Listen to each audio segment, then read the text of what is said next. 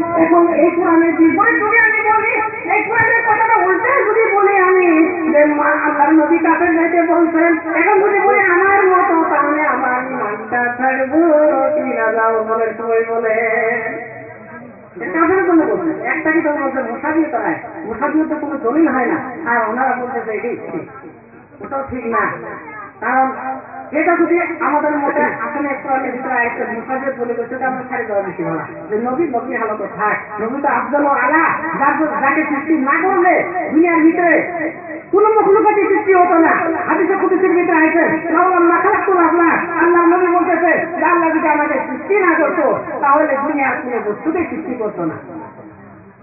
একটা কথা আমি বলি যে নবী কেন বললেন, এখন প্রশ্ন একটা হয় যেমন আপনি বলছেন মানুষ ঠিকই আছে, ওখানে পুরানোর আয়াত সাক্ষী দিতেছে নবী আমাদের মতো, নবী বলতে আমি তোমাদের মতো। এখানে একটা প্রশ্ন হয় যে নবী আল্লাহ এই কথাটা কেন নবীকে দিয়ে পড়ালেন, এই বিতর্কিত আয়াতটা আল্লাহ কেন নবীর উপর নাযিল করলেন, আমরা এখন বিতর্কিত করে গেছি কেন করলেন, প্রশ্ন করতেই পারে একজনে। এখন শুনেন কেন করছেন তার বহু দিলা হবে ইসলামে কেরাম বলছেন, আপনারা একটু দরুদ করেন, তারপর আমি একটা হিকায়াত শোনাবো।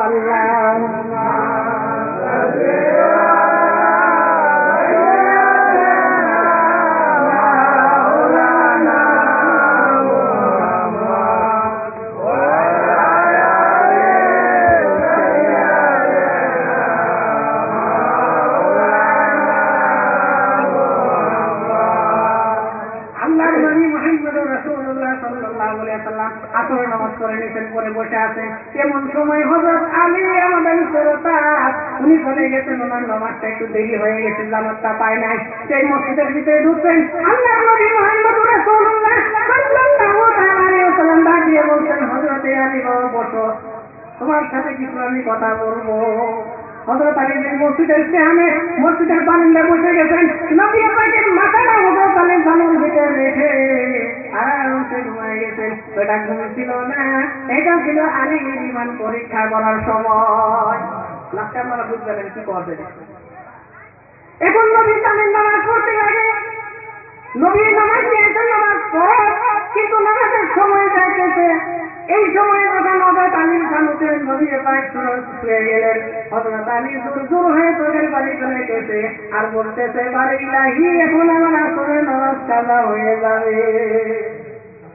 এখন হযরত আলী কি করবো, লোকের ধাক্কা মধ্যে উঠায় দিয়ে নামাজ পড়বো না বই থাকবো, কোনটা দিকে আপনাদের বই থাকবো, একটু শুনে বলে না বই থাকবো।